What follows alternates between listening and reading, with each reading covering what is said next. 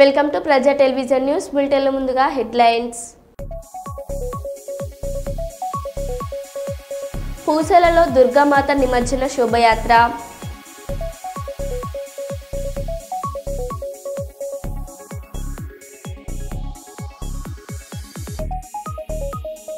ఉత్తరాంధ్రలో మరో 2 రోజులు భారీ వర్షాలు.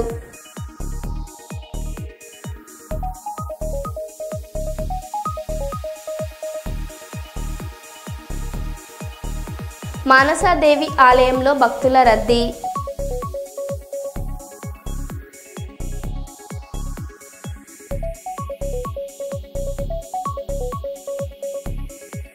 మంచిర్యాల జిల్లాలో గ్యాంగ్ వార్.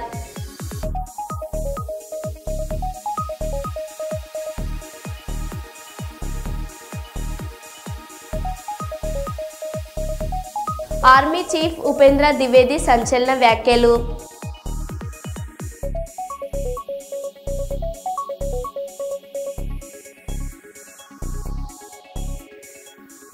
ఇక వివరాల్లోకి వెళ్తే, ఆరోగ్యశ్రీని నేను 10 లక్షలకు పెంచాను అంటావు. ఇవాళ ఆసుపత్రుల వాళ్ళు మేము ఆరోగ్యశ్రీ కింద వైద్యం చేయము, బంద్ చేస్తామని చెప్తున్నారు. నీ పాలన ఎలా ఉంది అంటే కాలేజీలు బంద్ చేస్తామని ప్రైవేట్ కాలేజీలు, ఆసుపత్రులు బంద్ చేస్తామని ప్రైవేట్ ఆసుపత్రులు చెప్తున్నాయి. ఆరోగ్యశ్రీ కేసీఆర్ గారి ప్రభుత్వంలో ఎప్పటికప్పుడు నిధులు ఇచ్చి మంచి వైద్యం అందించాము. కానీ నువ్వు వచ్చి 1400 కోట్ల ఆరోగ్యశ్రీ కింద బకాయి పెట్టావు. ఇప్పటికైనా ఆరోగ్యశ్రీ నిధులు విడుదల చేసి పేదలకు వైద్యం అందేలాగా తక్షణమే చర్యలు తీసుకోవాలని ఈ ప్రభుత్వాన్ని డిమాండ్ చేస్తున్నానని హరీష్ రావు అన్నారు. కోట్ల బకాయిలు పడ్డాయి. ఆరోగ్యశ్రీకి కేసీఆర్ గారు ప్రభుత్వం ఉండగా ఎప్పటికప్పుడు నిధులు ఇచ్చాం, మంచి వైద్యం అందించాం. కేసీఆర్ గారి హయాంలో ఆరోగ్యశ్రీ కింద 8,000 కోట్ల రూపాయల డబ్బులు ఇచ్చాం. సీఎం రిలీఫ్ ఫండ్ కింద 3,000 కోట్లు ఇచ్చాం. పేదల వైద్యం కోసం ఆరోగ్యశ్రీ సీఎంఆర్ఎఫ్ కింద 11,000 కోట్ల రూపాయలు కేసీఆర్ గారి ప్రభుత్వం ఖర్చు పెట్టింది. నువ్వు వచ్చినాక 1,400 కోట్లు ఆరోగ్యశ్రీ కింద బకాయి పడ్డాయి. ఇవాళ పేదలకు ప్రైవేట్ ఆసుపత్రుల్లో ఆరోగ్యశ్రీ సేవలు నిలిచిపోయినాయి. సిగ్గుపడాలి నువ్వు. ఇప్పటికైనా ఆరోగ్యశ్రీ నిధులు విడుదల చేయి, పేదలకు వైద్యం అందేటట్టు తక్షణమే చర్యలు తీసుకోవాలని చెప్పి ప్రభుత్వాన్ని మేము డిమాండ్ చేస్తా ఉన్నాం. ఆంధ్రప్రదేశ్ ముఖ్యమంత్రి నారా చంద్రబాబు నాయుడు, డిప్యూటీ సీఎం పవన్ కళ్యాణ్, మంత్రి నారా లోకేష్, బీజేపీ రాష్ట్ర అధ్యక్షుడు పూర్ణచంద్ర మాధవ్ శనివారం ఆటోల్లో ఉండవల్లి నుంచి విజయవాడ సింగ్ నగర్ కు బయలుదేరారు. ఈ సందర్భంగా ఉండవల్లి వద్ద మంత్రి Nara Lokesh, CM, deputy CM మాధవ్లకు మంగళగిరి చేనేత కన్వలు కప్పి ఘనస్వాగతం పలికారు. ముఖ్య నేతలను చూసేందుకు, వారిని ప్రోత్సహించేందుకు పెద్ద సంఖ్యలో మంగళగిరి ప్రజలు తరలివచ్చారు. యువత బాణసంచా పేల్చుతూ తీన్మార్ డప్పులు మోగిస్తూ ఉత్సాహంగా నినాదాలు చేశారు. అందరినీ ఆత్మీయంగా పలకరించిన లోకేష్ ప్రజల్లో ఉత్సాహాన్ని నింపారు. తర్వాత సీఎం చంద్రబాబు నాయుడు విజయవాడ సింగ్ నగర్లోని మాకినేని బసవ పున్నయ్య స్టేడియంలో ఆటో డ్రైవర్ సేవలో పథకాన్ని లాంఛనంగా ప్రారంభించారు. ఈ పథకం ద్వారా ఆటో, టాక్సీ, మ్యాక్సీ, క్యాబ్ డ్రైవర్లకు ఆర్థిక సహాయం అందించనున్నారు.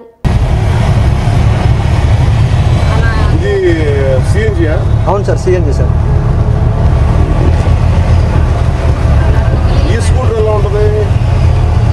అంటే లోకల్లో తోలుకునే వాళ్ళు బాగానే ఉంటుంది సార్. ఎప్పుడైనా బయట లోకల్లో అంటే ఓన్లీ సిటీలో తోలుకుంటా, సిటీలో ఏం లేదు. 4 ఏళ్ళు ఉండంగానే ఆటో వాళ్ళ సర్లే అని చెప్పేసి అంటము, మీరు రెంట్లు కట్టుకోలేరేమో అని చెప్పటము. ఇంకా అలా అలా అంటుండేసరికి ఇంకా 1 ఇయర్కి ఒకసారి ఇల్లు మారాల్సి వస్తుంది. మేము అయోధ్యనగర్కి వచ్చి 20 సంవత్సరాలు అయింది. ఇక దాదాపు ఒక 5-6 ఇల్లు మారుంటాము. మాకు అదృష్టం బాగుంది సార్, మాకు కలవలేదు, రాలేదు. అసలు నిజంగా అదే కంగారు పెడతారు చెల్లమ్మని.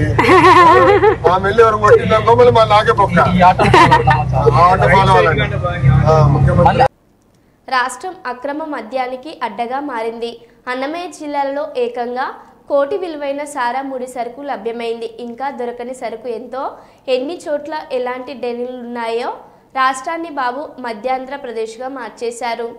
అక్రమ మద్యం ఎలా ఏరులై పారుతా ఉందనడానికి ఈరోజు అన్నమయ్య జిల్లా మొలకల చెరువులో 1 కోటి రూపాయల విలువైనటువంటి అక్రమ మద్యం తయారీ సంబంధించినటువంటి ముడి సరుకు డంపుని పోలీసులు సీజ్ చేయడమే దానికి ఒక ఉదాహరణ. 9 మందిని అదుపులో తీసుకున్నారు. సాక్షాత్తు తెలుగుదేశం పార్టీ మంత్రి రామ్ ప్రసాద్ రెడ్డి అనుచరులుగా పోలీసులు గుర్తించడం జరిగింది. దీంట్లో మరీ ముఖ్యంగా తంబాలపల్లి తెలుగుదేశం పార్టీ ఇన్ఛార్జ్ గా ఉన్నటువంటి జయచంద్రారెడ్డి బావమరిది గిరిధర్ రెడ్డి కనుసన్నల్లో ఈ అక్రమ మద్యం తయారు చేస్తూ దీన్ని సరఫరా చేస్తున్నట్టుగా కూడా. ఈ సరఫరా ఎక్కడ కదిరి, అన్నమయ్య జిల్లా అలానే చిత్తూరు జిల్లాలకి ఈ నకిలీ మద్యాన్ని సరఫరా చేస్తున్నట్టుగా పోలీసులు గుర్తించారు. చంద్రబాబు నాయుడు గారు తెర ముందు నీతి వాక్యాలు మాట్లాడుతూ ఉంటాడు, తెర వెనక చేసేటువంటి ఇలాంటివన్నీ ఈ అక్రమ వ్యాపారాలన్నింటికి చంద్రబాబు నాయుడు గారి కనుసన్నలోనే జరుగుతుంది.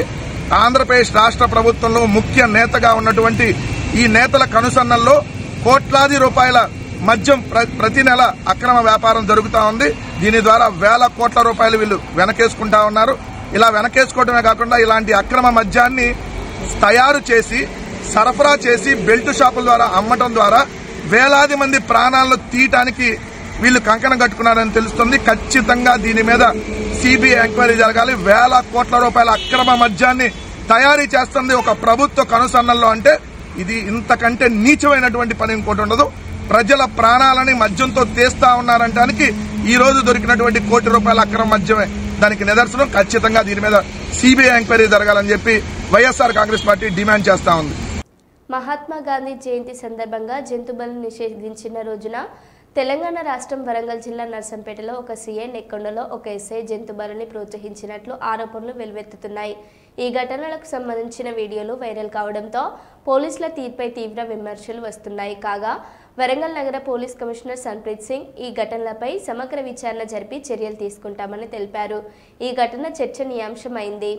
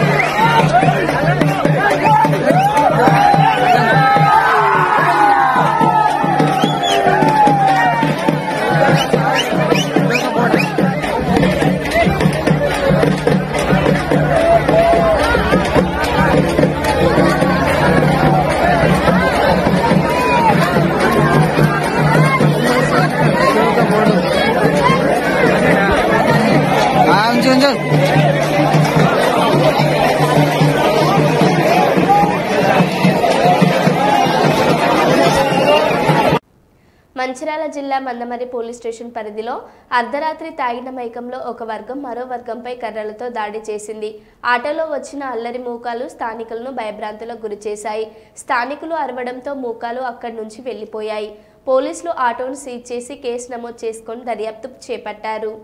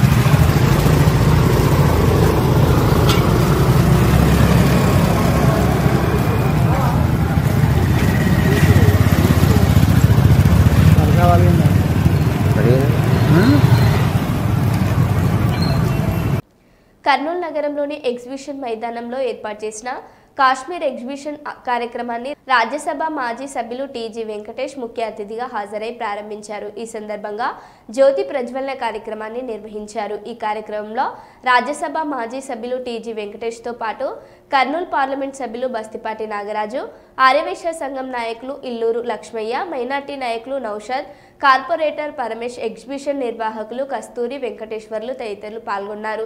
ఈ సందర్భంగా కాశ్మీర్ ఎగ్జిబిషన్ను రాజ్యసభ మాజీ సభ్యులు టీజీ వెంకటేష్, ఎంపీ బస్తిపాటి నాగరాజుతో కలిసి పరిశీలించారు. ఈ సందర్భంగా ఎగ్జిబిషన్ ప్రత్యేకతలను నిర్వాహకులు వారికి వివరించారు. అనంతరం రాజ్యసభ మాజీ సభ్యులు టీజీ వెంకటేష్ మాట్లాడారు.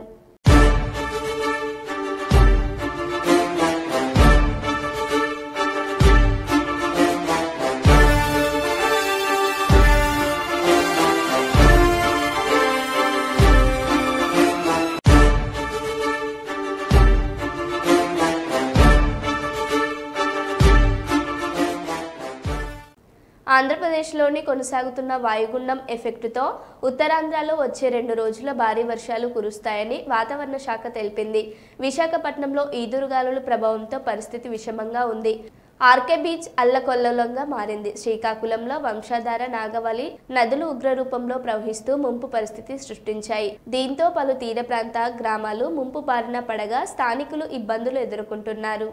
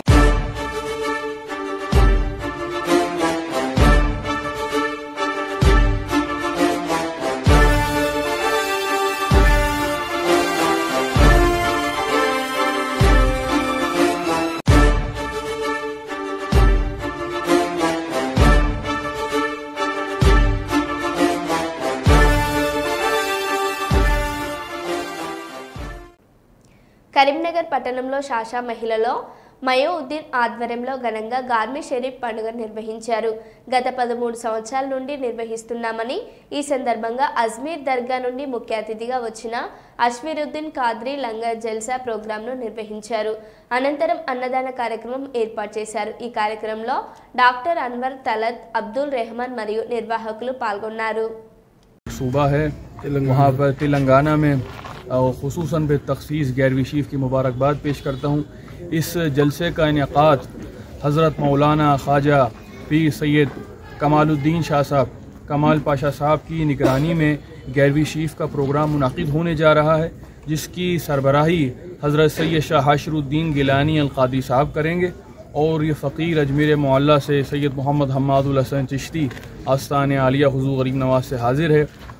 तमामी को गैरवी शीफ की मुबारकबाद पेश करता हूँ और इस मुल्क में अमन व अमान बनाए रहने की दुआ करता हूँ।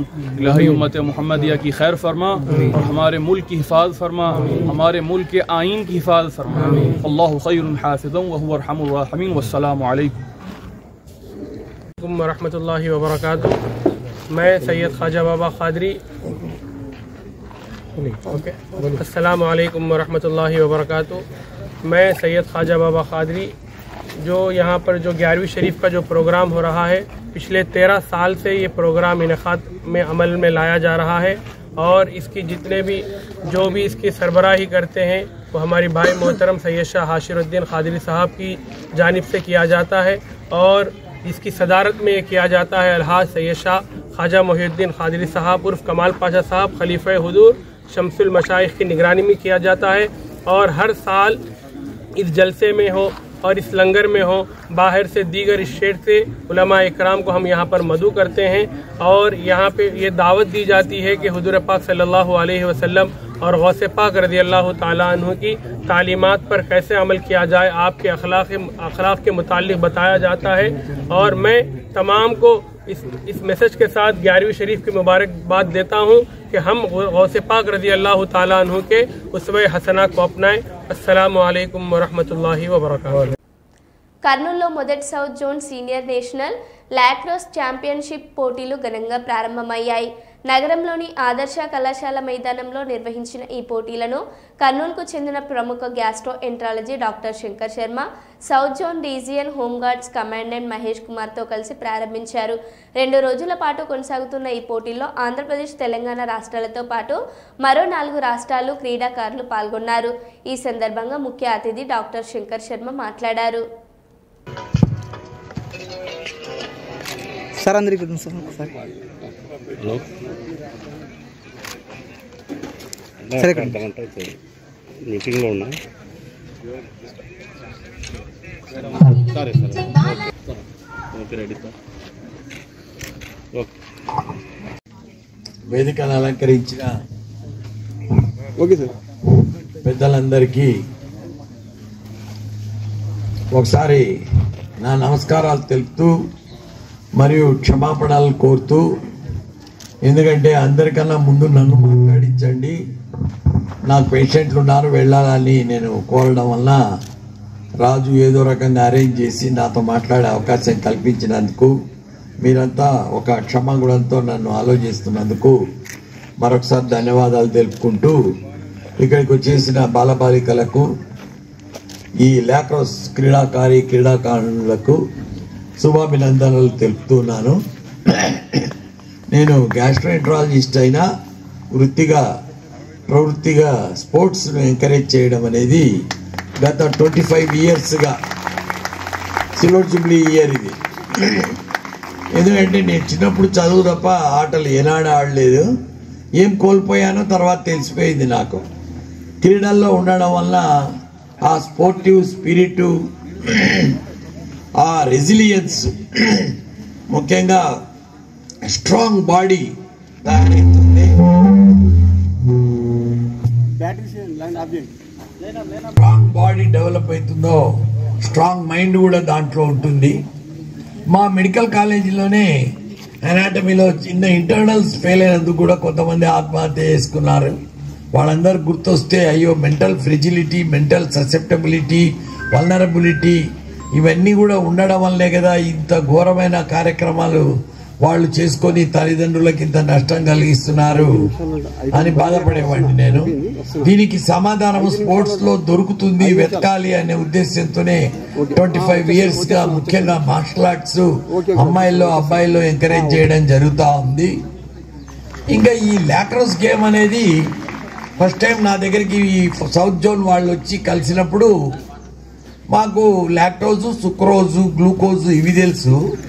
ఈ లాక్రోజ్ ఏందిరా, ఫ్రూట్స్ లో ఉండే షుగర్ ను సుక్రోజ్ అంటారు, మిల్క్ లో ఉండే షుగర్ ను లాక్టోజ్ అంటారు, మామూలు గ్లూకోజ్ అందరికీ తెలుసు, మాల్టోజ్ తెలుసు.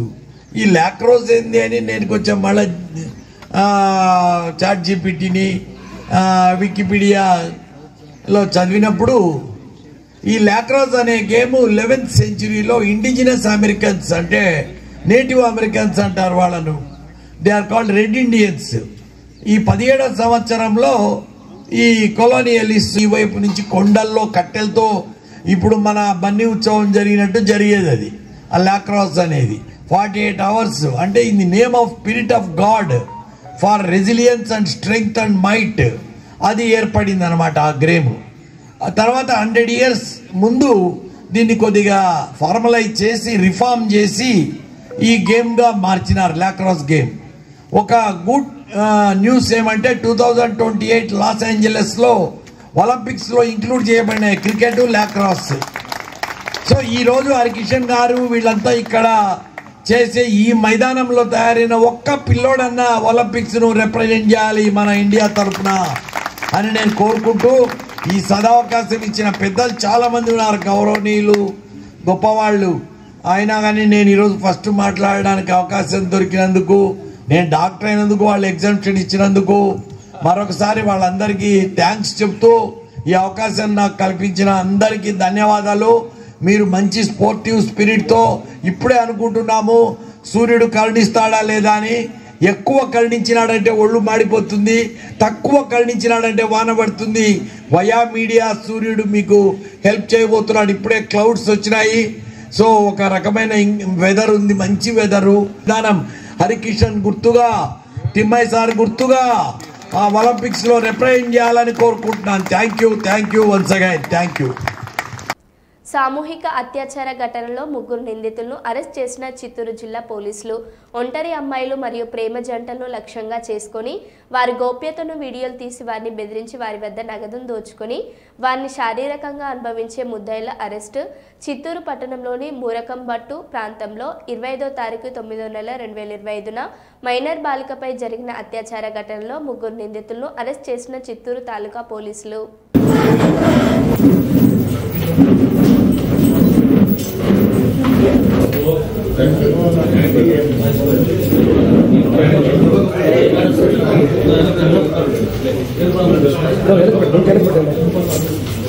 పెట్టండి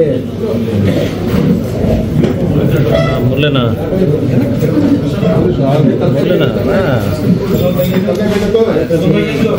ఫేస్ కట్టే పెడతారు.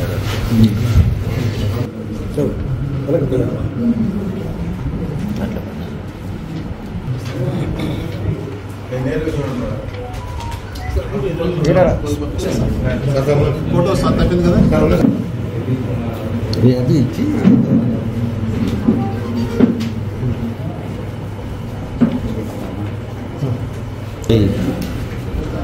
ఈరోజు మీ ముందు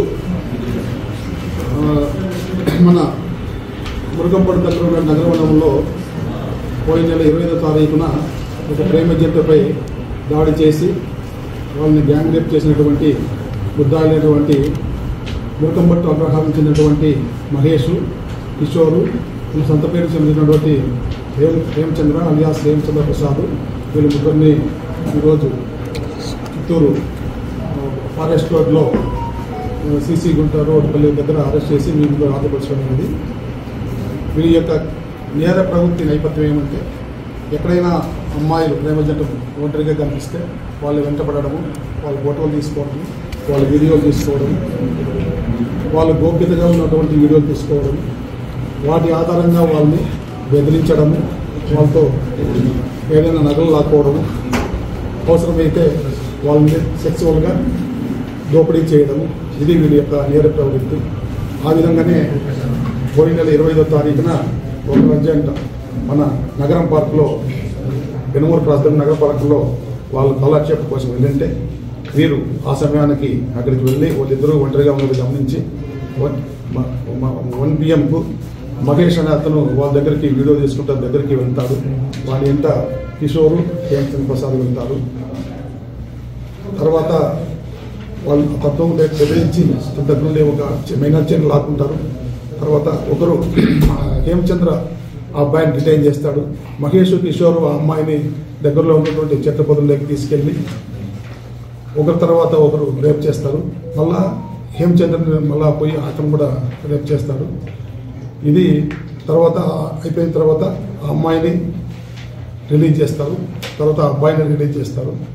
ఈ విషయమై మనకు 29th వరకు ఈ సంఘటన వెలుగులోకి రాలేదు. కారణం ఎందుకంటే అమ్మాయి కానీ అమ్మాయి తల్లిదండ్రులు కానీ దీన్ని పోలీసులకు రిపోర్ట్ చేయడానికి వాళ్ళు అంత సముఖత చూపలేదు. ఫైనల్గా అబ్బాయి వీళ్ళని ఏ విధంగా కూడా పట్టుకోవాలనే ఉద్దేశంతో ఆయన మిత్రులు, వారి బంధువులు సంవత్సరంలో 29వ తారీఖున నగరం పార్క్ దగ్గర కాపు కాసి వీళ్ళు వస్తారని వాళ్ళకి సమాచారం, లేకపోతే ఇలాంటి క్యాపిటల్ మళ్ళా పార్క్ దగ్గరికి వస్తారని వేచి ఉన్నారు. అప్పుడు వాళ్ళు ముగ్గురు వచ్చారు. వీళ్ళ ముగ్గురిని గుర్తుపడితే అబ్బాయి అక్కడ ఉన్నటువంటి ఈ మన గౌతమ్ అబ్బాయి యొక్క బంధువులైనటువంటి కొద్దిమంది, తర్వాత పబ్లిక్ దాడి చేసి వాళ్ళని కొట్టినారు. వాళ్ళు పరారైపోయినారు. తర్వాత మనం కేసు నమోదు చేసి ఈరోజు దర్యాప్తులో భాగంగా అన్ని సాక్ష్యాలు సేకరించి ఈరోజు వాళ్ళని అరెస్ట్ చేసి కోర్టు ముందు హాజరు పెట్టున్నాం. ఈ సందర్భంగా నేను తెలియజేసేది ఏమంటే ఎస్పెషల్లీ తల్లిదండ్రులు మన పిల్లలు ఏం చేస్తున్నారు, ఏ సమయానికి వస్తున్నారు గమనించి ఒంటరిగా ఎట్టి పరిస్థితుల్లోనూ యువకులు మారుమూల ప్రదేశాలను పోకోకుండా తల్లిదండ్రులు చూసుకోవాలా. అదేవిధంగా విద్యాసంస్థలు సమాజం కూడా ఇలాంటివి గమనిస్తూ అప్పుడప్పుడు పోలీసు వాళ్ళకి తెలియజేయాల్సిన అవసరం ఉంది. అదేవిధంగా ఎస్పెషల్లీ పార్కులు ఏ డిపార్ట్మెంట్ ద్వారా అయితే మెయింటైన్ అవుతున్నాయో సందర్శకులకు అవి సేఫ్గా ఉన్నాయో లేదా అనేది ఖచ్చితంగా గమనించాలా. ఆ విధంగా సేఫ్ పద్ధతులు పాటిస్తే ఇట్లాంటి ఇన్సిడెంట్లు జరగకుండా ఉంటాయని మా అభిప్రాయం. దయచేసి ఇది చాలా దురదృష్టకరమైన సంఘటన. మీకు మీ అందరికీ ఒక మనవి, అమ్మాయి విషయాలు కానీ అబ్బాయి విషయాలు కానీ గోప్యత పాటించండి. సమాజాన్ని ఇలాంటి విషయాల్లో జరుపుకుంటూ ఉండడానికి అవగాహన కల్పించండి కోరుతూ ముగిస్తుంది. మరో బులెటిన్లో మళ్ళీ కలుద్దాం. Stay tune.